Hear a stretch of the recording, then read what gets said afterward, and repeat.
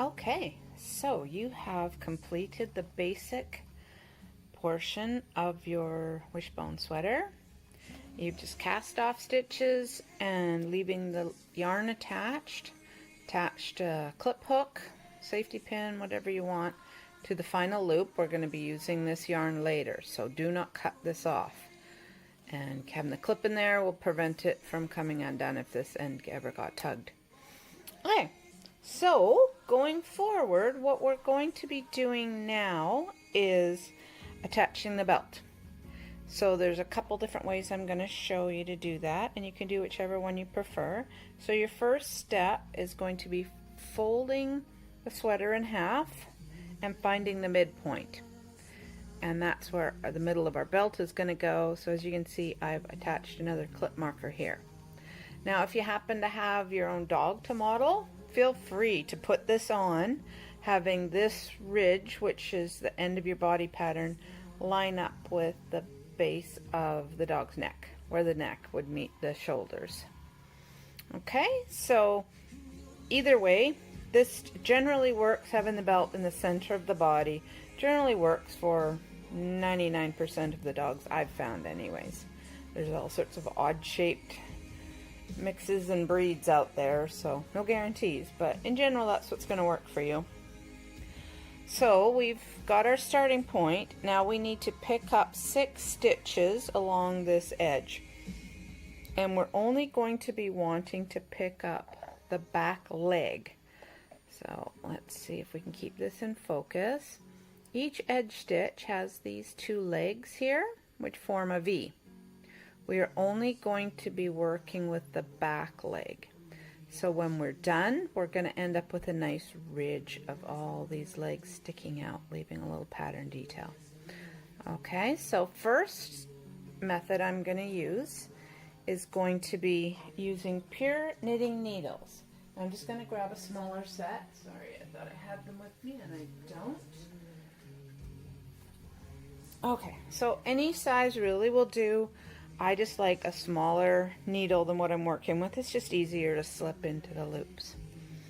So having your needle parallel to your edge and counting down 3 stitches from your clip marker, and you'll probably think, wow, her edge stitches are loose. I've already tried to do this demo a couple times and I've used these already.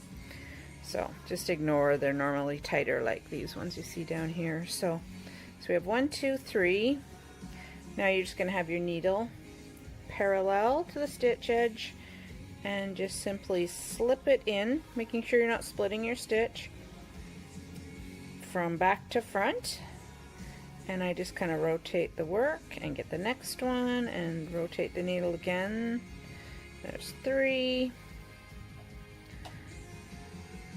4, 5, and 6. Okay, so at this point, I've got some working yarn here, ignore this. You flip your work over, out of the way, and you are ready to knit along here. Now whenever we are picking up the stitches for the belt, you're going to want to start with your fresh working yarn because you didn't cut the neck working yarn. So your fresh yarn can either come from the other end of your skein or just start a new ball if you have another one, whichever works easiest for you. But we are going to be using this tail to tighten up these edges and also to reinforce the belt by sewing in back and forth. So make sure you're leaving yourself over a foot, maybe 18 inches of a tail, so you got plenty to work with later. So for this method, you take your actual working size needles, simply insert into your front leg, take the spot in your working yarn you decided was good, and simply drape it over the right needle. And I start off by pinching the loop of the working yarn and knit your first stitch. Okay, we're going to get ready to knit the second stitch. The only important thing is ensure you are not working with your tail, sorry. Get that out of the way and make sure you've only got the working yarn and begin to knit. Now for some reason I find this first row easier in the throwing method, which is how I learned.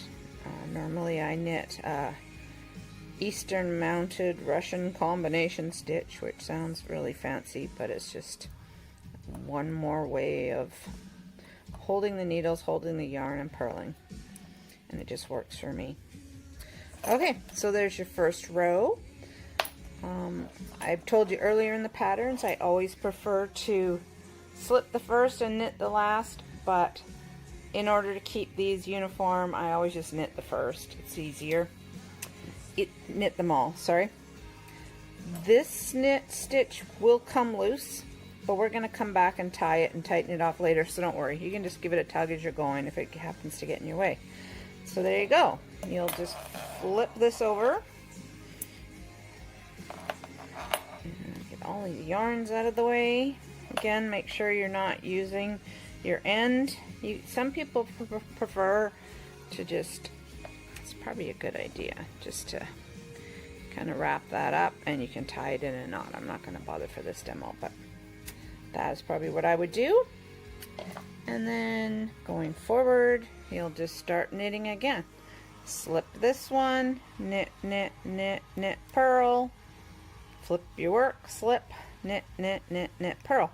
And you're going to carry this on, making yourself a belt until the belt paired with your entire width of the sweater is about an inch smaller than the dog's measured waist, because this has a fair bit of stretch and we're going to want it to be nice and snug. So about an inch smaller, and then I'll meet you back to do the buttonhole. But hold on, I'm going to show you a whole nother way to pick up stitches. Hold your horses. I'm back to show you method number 2. And you can see my 6 stitches are all pulled out, so it's going to be a little easier for me. But these stitches have been worked a few times and they're not holding tightness. But, okay, so again, we want about 18 inches. You've got your yarn ready to go with your loop, and out comes my trusty crochet hook again. And I swear, for any of you who are knitting purists and have never crocheted before, having a couple sizes of these in your toolkit is so helpful. I cannot say enough how many times these have saved me when I've dropped a stitch or have to ladder back a bunch of rows, and then you can just pick up each row as you go. So definitely a godsend for me as I'm knitting my projects, but I'm going to use it for this in a different way. So again, we're just using the back leg. I'm gonna go through the back leg with my hook, grab a loop of my new working yarn, and the first one I make really big just for easy sake. Stick the needle through your loop and pull it snug. Hold that with your thumb, because for mine, especially being the metal needles, they can slip out. Second loop. Now I see I've combined the tail again. That's what gets me into trouble. Oh, I'm so awkward on camera. Sorry guys, let's just do this.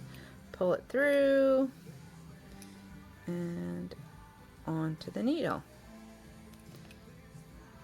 Three, pull it through. Each sequential stitch gets easier and easier as you go, because your needle's got a firm placement.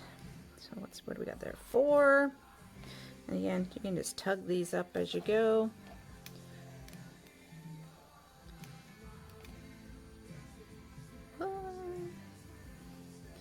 And this looks really awkward because I am standing up and knitting on a table, which is not my normal, curled up in my chair with my crochet right in my lap. So it's really easy. It just looks a little awkward on camera.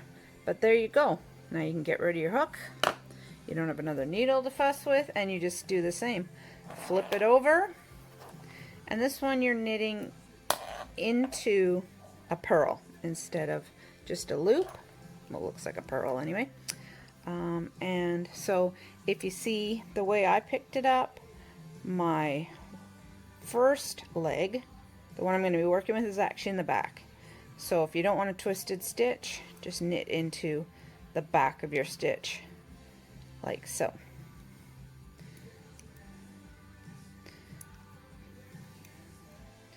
Okay, so now you know 2 methods to pick up stitches, and for my knitting purists, you were coming even closer to being a crocheter. And knit again. See how loose that's gotten? No worries, we're pulling it tight, and when we come back again, we are actually going to tie a knot.